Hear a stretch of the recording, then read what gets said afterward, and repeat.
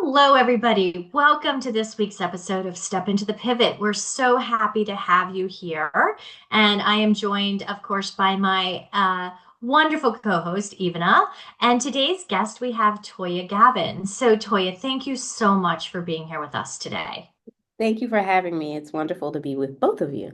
Yes, Yeah. thank you. Mhm. So I'm just going to do a very brief intro, but I wanted to pull a few of the things off your website that I really love that you say there. You're a transformational leadership coach, Mhm. which is amazing. So many women need that. But a couple things you wrote are empowering women of color to reclaim the deepest desires of their heart. I mean, that just really speaks to me and how that's such an important thing and how you really want women to experience themselves as whole, worthy, beautiful, human, and free. Mhm. I that just totally spoke to me when I looked at your website. So Right. I appreciate saying all things those things, and I'm really looking forward to today's conversation. Oh, All thank you right, so much. Ivana. Mhm. Yeah, you're welcome. Mhm. Thank you. Ivana, it's all yours. Oh, Toya, so great to be here with you. So Yes. great. Yes, it's great Yeah. to be with you too. Yeah. So on that note, I want to start by reminding you and myself and sharing with our, listeners and our audience and with Teresa, because she hasn't heard these. I want to highlight two or three anecdotes. I'm going to go through them really fast. Okay. That for me, give this beautiful snapshot of, Toya and her soul, her spirit, her presence. Okay, so snapshot number one is um, one of the first things I hear about you. So it's the pandemic era, Mhm. and we're all in lockdown mode, and you appear on my radar because our husbands are best friends.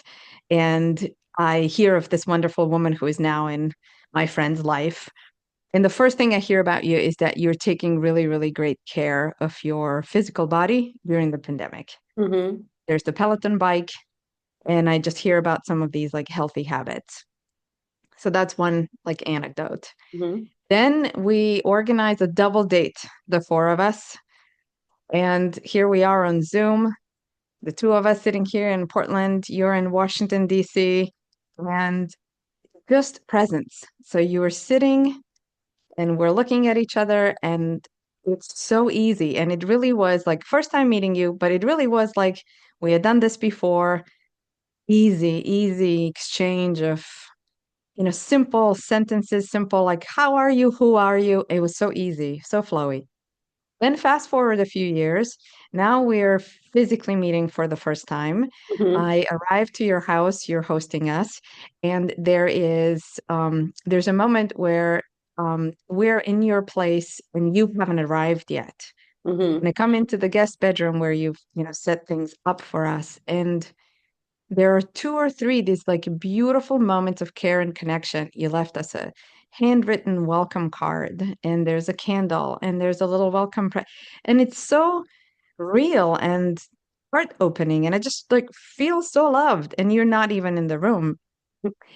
And then the last one is now we're hanging out the next morning. This is the first time you and I are actually physically together, Mhm. and you show up pregnant Mhm. uh, in this guest room that you had set up for us so beautifully with a cup of coffee that you made me, and you made one for yourself.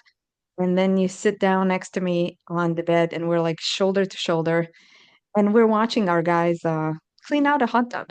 Yes. And there is this moment of like just us with these coffees and the baby who's arriving, and again easy, and you start talking and teaching this piece about women and leadership and conscious leadership, and like in your jammies with the coffee and watching the guys work, and there you were, so inspirational and so motivational, and it was just amazing. So tell us from your perspective about this whole journey that I just kind of like highlighted. Yeah.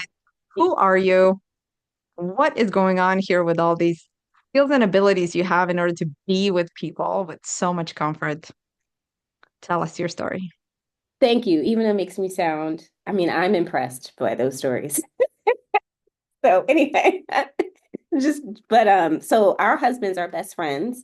They've known each other a long time. I actually met my husband when we did the Zoom coffee date.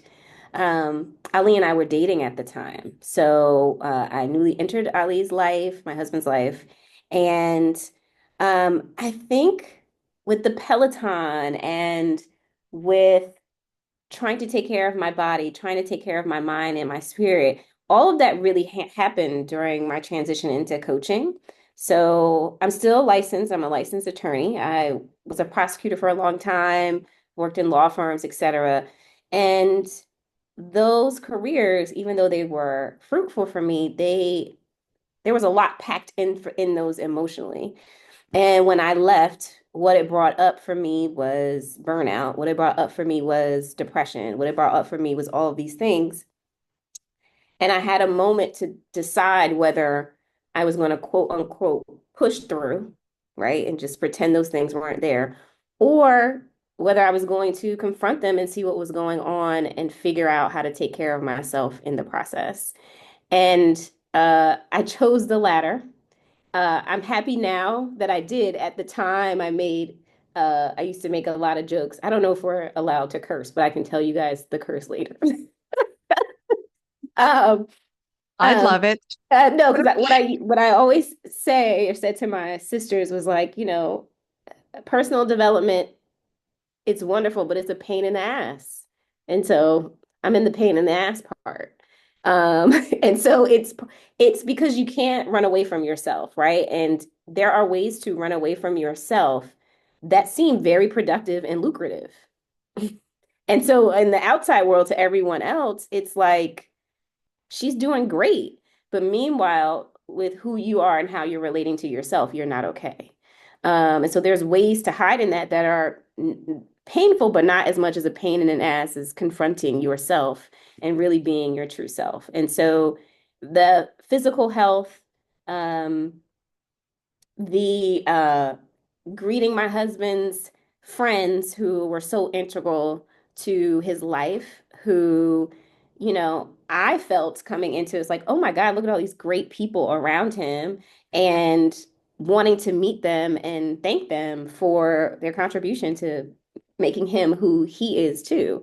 So there was that. And then I remember when we were having the coffee and chatting, it was easy. It was like funny to watch our two husbands, whatever they were cleaning a hot tub, but it was a lot. Boys get up to a lot of nonsense, at any age. And we were both watching like, okay, I'm not sure how this is going to turn out. We'll just watch and see. And that was fun. And then I think the discussions around conscious leadership and going back to what Teresa mentioned, wanting women to be their whole beautiful human selves. I think often in careers and in leadership circles for women of color and women in general, we feel like we have to walk a tight line and we don't get to make a mistake, right? We don't get to falter. We don't get to be confused. Um, and that doesn't feel free because when you want to try something new, when you want to enter a new space, part of doing the new thing is making mistakes. And we allow that for children. And of course, we allow that for men in general. They can just, yes, we'll let him be the CEO of this company or the president of this country and not have any experience. We're fine with that, right? But for women and people of color, we don't get that. We don't get the room to try and see what we can create and see how we can progress. And so when I'm coaching the women in my circle and when I think about what I wish for them, I want them to be free. I want them to be free, whole, and to love themselves and to be okay with being human. Um, so yeah, that's how I got here. Well, and and what you said really resonates with me because it's totally true, right? We're expected to be perfect. We're expected to do this, always great. And I've been very outspoken about my burnout, right? I totally was same sort of thing, Toya, that I was completely burnt out, that I needed to change that for myself, but I didn't know how, or I didn't know, how to make that work, or was that not going to be the same? And it is, but you have to free yourself from that. You have to make that not be scary. I mean, it is scary, right? You're Hmm. not it's not going to go without that, but you have to have the courage and the bravery a lot of times to do that. And I love that you have that conversation, because we do have to free ourselves sometimes. We have to give ourselves, I would say, we have to sometimes give ourselves the grace, right, to fail or try something new or try something different or whatever that looks like, right, to make it work. So yeah, no, such a great story. Even Yeah. I know you got something to say.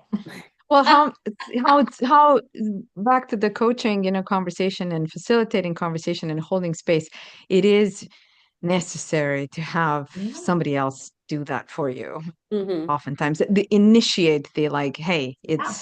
it's okay that you feel this way. Let's go deeper. What's really causing this, tension in you right now? So talk a little bit about that whole, space maybe that you offer now, and that it's, how related it is to being basically a response to what you were looking for when you were feeling, Sure. stressed So, and yes. intense. Yeah. Yeah. So, we're social beings for a reason, right? Sometimes my husband will say something about how I'm reacting or moving in a particular moment, and I wouldn't even realize that that was going on for me. And I think when people say that we're social beings, it's like, yes, you can't really see yourself without the social aspect. We need each other. And so coaching is a part of that need, right? A lot of people don't have the space, even within their own family, to show up and have someone reflect back what they're seeing and also to be a stand for them creating the life they want. And coaching offers that. And how that plays into my journey is that when I left being a prosecutor, I had my own solo practice for a while. And I had a business coach who, was trained in other ways, but my reason for getting the coaching was business related. It was very like productivity. How do I get more clients? And that actually changed my whole view of myself. And so as I was going through that process of like discovering that I was burnt out and discovering that all those things were happening to me, I thought, oh, okay, well, maybe eventually I'll be a coach, right? Because I knew there were a lot of lawyers in particular that I knew that were going through the same experiences and didn't have the space to share them. Um, so when I decided to take a break and really address what was going on with me, that's when I got my coaching certification. And how it's so interesting how I got my first clients. I was writing for a platform that is for solo legal practitioners. And I kind of wrote just out of like fear. I don't even know what, I shouldn't even say fear. I don't know what prompted me to be so vulnerable. But in the post to these thousands of lawyers, I was like, I'm a Black woman. I'm burnt out. I think I'm depressed. uh, I'm going to take a sabbatical to figure these things out. And I've been working since I was 14. So I don't even know if you get to do this.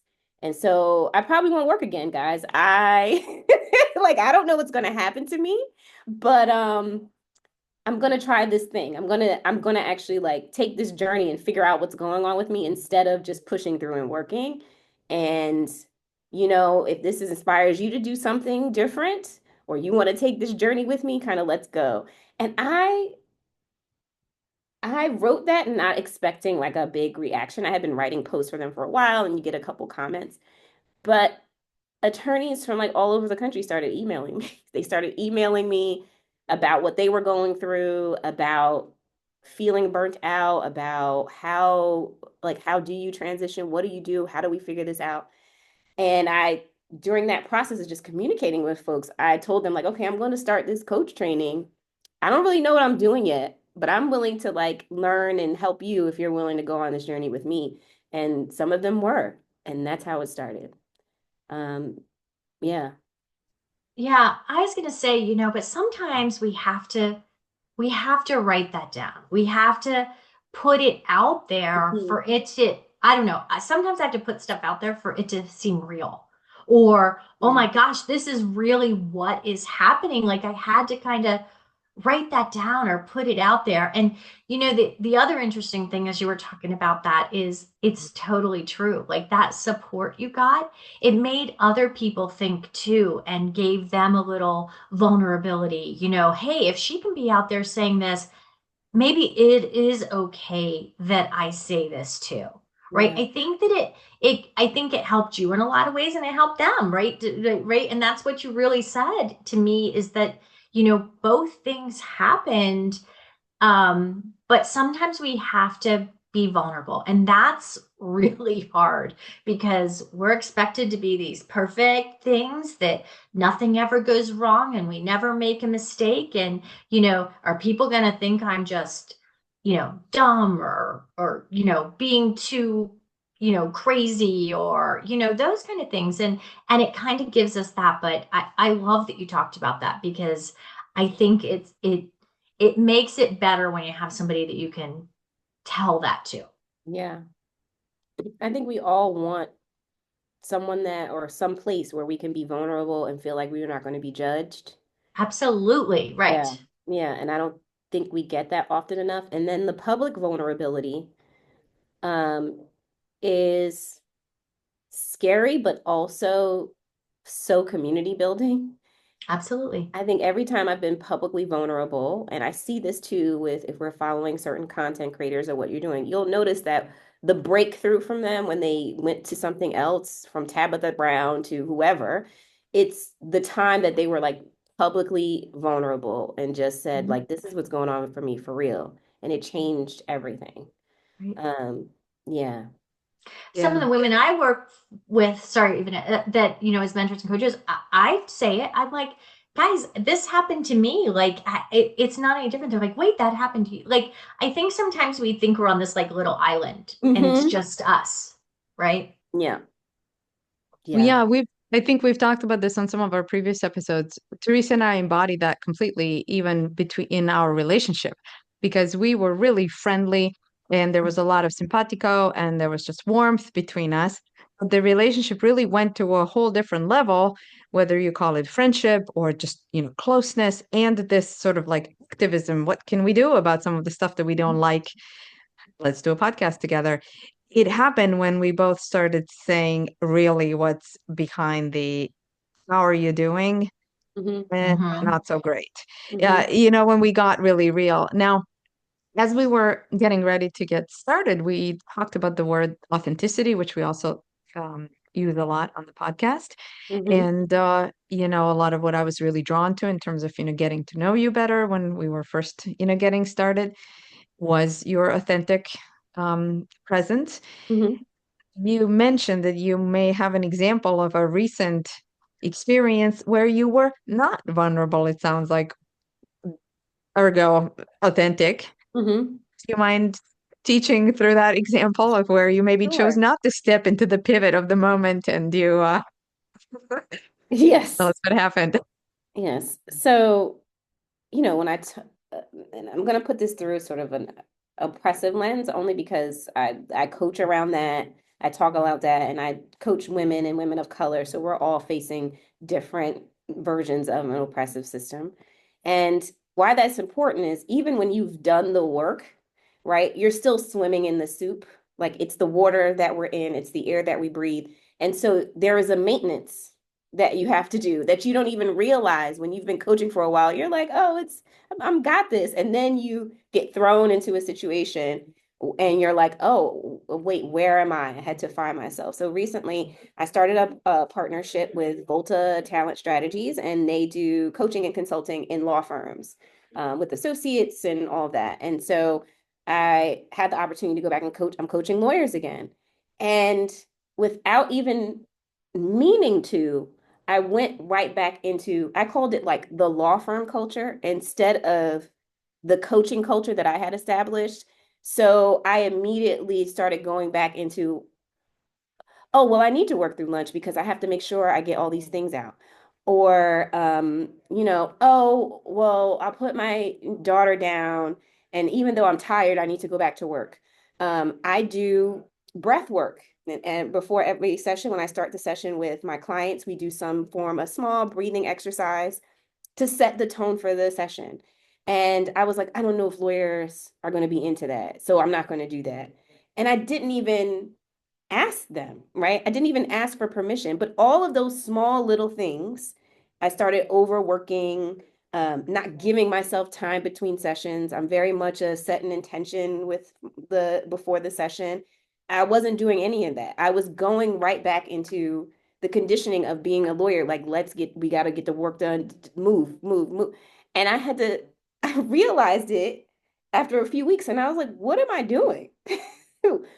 I am the Russian doll example I gave earlier, which is like I am the center of the Russian dolls, and I've done a lot of work to take off the various dolls that fit on top. And some kind of way, I had put a doll back on, like I put a shell back on that I didn't intend to.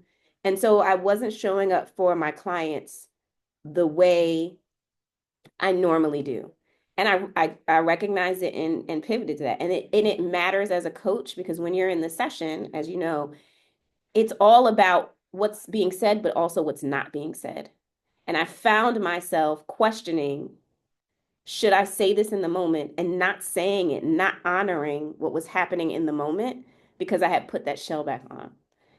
And so I say to everyone, it happens to us all, but the goal is for me and for my clients as well, is to show up as myself in every space, in every way, all the time.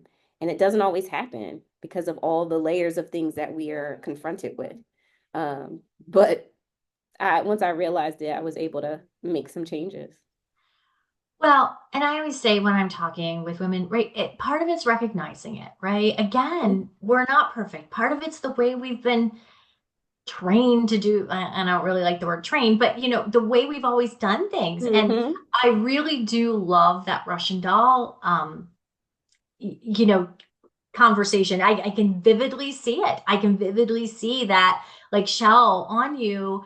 And, and we all have that. But I say that to people all the time as I'm talking with them, that really recognizing it is definitely one of the bigger things. If you recognize, that I have one person I work with, and she's definitely a blurter. She's very passionate and she's very, always very excited about stuff.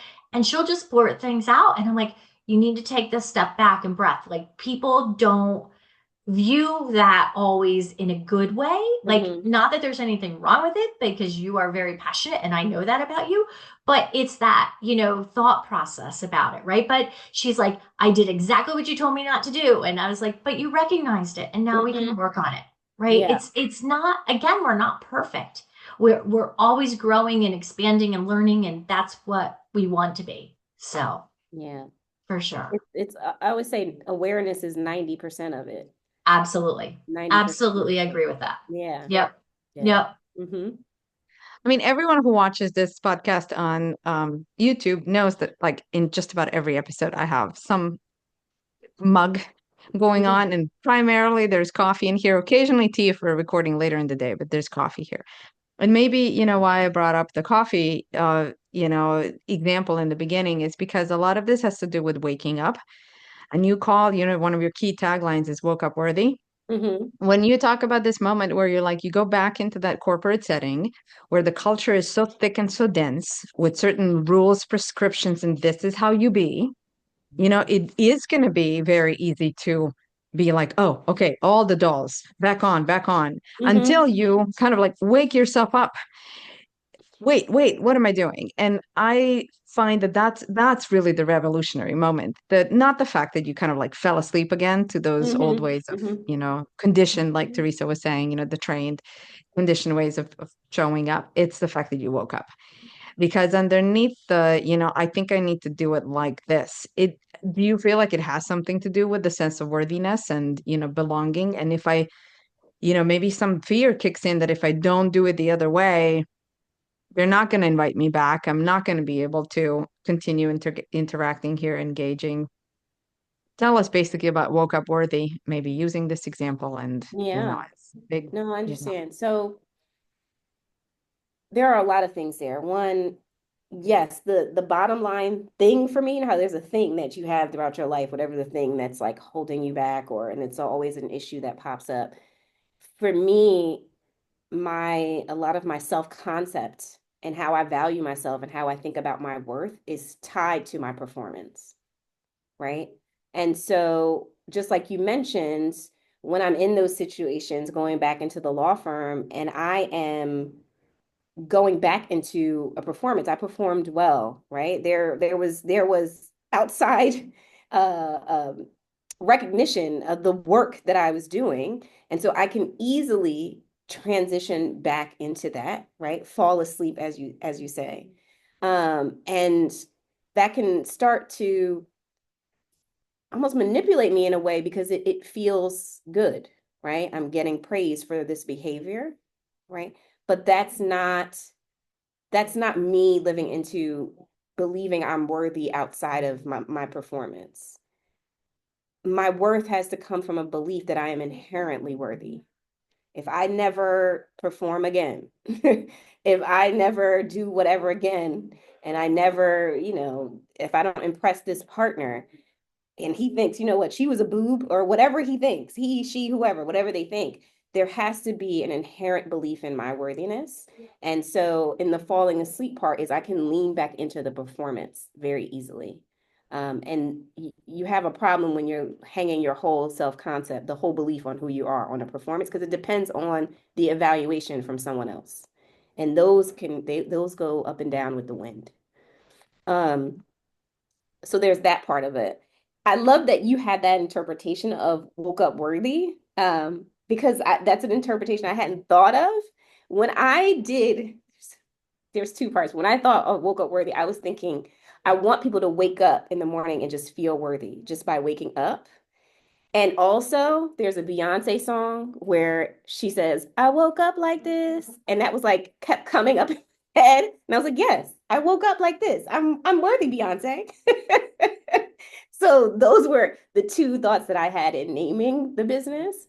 But I love the idea and the way you said, like, you can fall asleep back into those old ways of being and have to wake yourself up into who you really are. Yeah. Yeah. Exactly. It's the Yeah. it yeah, same. It's the same. Hmm. Like I Hmm. gotta wake up at 5 p.m. if I'm starting to, wake up worthy at 5 p.m. if I'm starting to Yes, fall asleep and yes, thinking that, yes, yeah. I gotta push through and, corporatize this business that I started for, out of completely different reasons. So yes. Hmm. Mm, Hmm. Thank you. Teresa, Yes. help us wrap Yeah. this up because this is Yeah. never gonna end because this is I like know, but this is a great amazing. conversation. This spoke to me. I think it'll really speak to our listeners. So, I hope you heard what Toya had to say today. So, Toya, we always ask our guests a final question, right? Okay. How was this event? How was this pivot a step forward for you? Gosh, the pivot into coaching, and really it's the pivot into myself. It's a it's a pivot back to myself. Like when we come back, we're born ourselves as ourselves when we're born, and then we learn all these things. And then there's a moment where you pivot back to yourself. And my wish for everyone you interact with, for all your listeners, is if they haven't made that pivot back to themselves, that they start down that journey because that's where you'll find the most happiness and that's where you'll be free. A perfect summary. I mean, all right, we can be done because that I was got I that got was an nothing. amazing Oh, wrap up. thank No, you. totally true. Yeah, yeah. It was perfect. Yeah, Thank you. it's This, great. I think you're totally right. You're totally right. yeah, this was a great conversation. Thank you guys so It much for having me. was. My mind is like always when even I talk, there's always like pinging, like, and then we're gonna do, Yes. and then we should do this. It's just now my mind is Yes. like Right? You get reinvigorated sometimes Yes. talking with others, and so that's an encouragement to our listeners. Yeah. Talk with others. If you're struggling with something, talk, share. You never know what you're going to get from those conversations. And I know even and I really hope that people get that from our conversations with amazing guests like Toya. So Yeah. thank you, Toya, for being here. Thank you. Thank you for Yeah. having me and for sharing with me. I appreciate it. Thank you so much, Toya. And, in our show notes and associated with this episode, we're going to let people know how they can get in touch with you. I know you do a lot of, free giving also. You're out there with your messages. You do some beautiful writing. So we definitely encourage our listeners to be with you that way and continue to learn about you and your teachings. Oh, Yeah. thank you so much. Yes, please follow me on all, well, I'm on Instagram, I'm on Substack. You really want to follow me? That's where I'm on Substack. All So right, yeah, that's what I would awesome. say. All right. Thank you, everybody, for listening today. We really appreciate it. And remember, if you have a pivot, step into it.